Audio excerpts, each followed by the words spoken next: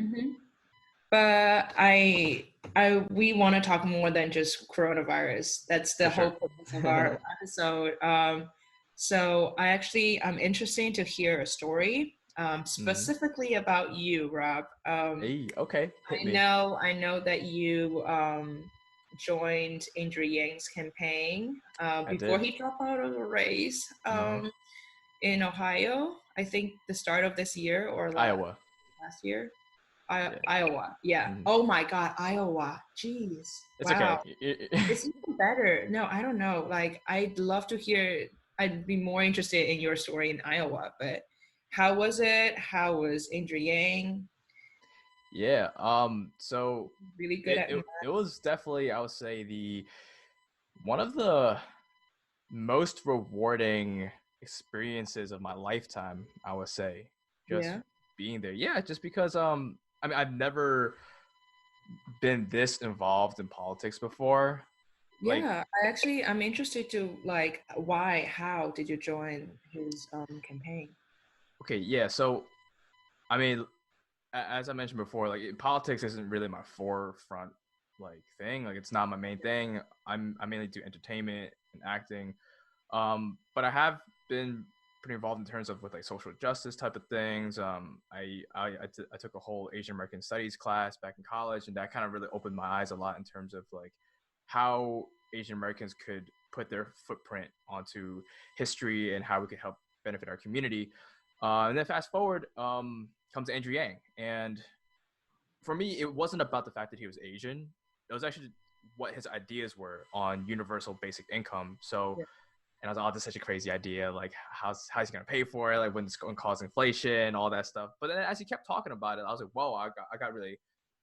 It made a lot of sense. So I just followed up on it. I created a whole Twitter account just so I could keep up with the tweets, and the Yanggang on Twitter is huge, is super strong. So I ended up like I just like seeing familiar faces online, and like it became a whole community. So Yeah. when it came time to Iowa was the first state to vote. Yeah. So there's a lot of people within the Yang Gang who started talking about how they could contribute to the cause in Iowa by volunteering, donations, phone banking, text banking, and like actually going to Iowa to do door knocking. So that for me was obviously the biggest and most effective way to help get more support and to spread the word of Andrew Yang, because at the time, the mainstream media, they didn't really talk about Andrew Yang that much. There was a lot of like they called his name wrong. They called him John Yang. They left him out in a lot of polls and graphics from MSNBC to CNN. Those are like the facts. Like you can find a whole like article on like over like 12 to 14 examples of where they left him out of like the polls. So for a lot of us, we're like, oh wow, like what could we do as his supporters? So I decided to volunteer. And there was somebody from the Yang Gang who lived in Iowa, and he got a great deal for like this Airbnb. And so it's just like random people. We never met each other, and we all just meet in Iowa. So I started volunteering there for a week, That's so and lovely. I thought I was only gonna stay for a week. I was there for Christmas week, Yeah. and right as I was about to go back, one of my friends there, he said, "Dude, you might as well just stay, man. Like, why don't you apply to be to actually work for the campaign?" Hmm. So I did, and then like I applied on like the night of like the 31st of the night of like the 30th to 31st, like right before I left. And then as I was on the airplane the next day, as I was on the airport the next day, I get like a call from one of the regional officers who works in Iowa. And he says, "Hey, like I saw your application. Like, are you willing to come back like on Thursday?" And it was like a Tuesday when he called me. I was like, "Oh wow, oh my gosh!" Yeah. I was already That's about to board the plane already. So yeah. I, but I rearranged everything. I told my manager and like a whole bunch of people that I had to like cancel certain uh, projects and stuff just so I could go out. I literally like put everything on hold, because for me, how I see it was like, okay, my life could keep going on, Yeah. but this is like a once in a lifetime opportunity to support a candidate who I truly believe in. Um, sure, there are certain things that's like, everybody, it's not like everyone's perfect, but in my eyes, like at that time, I was like, he was like the answer in terms of like how we could fix the country. And I really liked his message in terms of how it's not left, it's not right, it's forward.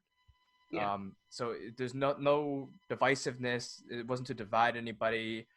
He didn't play politics, no, identity politics. So I really like that about him. And he's very, very intelligent and very calm when he talks. So just learning and absorbing all his knowledge and then being able to apply it onto the field. I probably talked to like hundreds of Iowans. I've talked to hundreds of Iowans, like just knocking on the door. It's like cold outside, and I became a field organizer and I helped organize volunteers. Wow.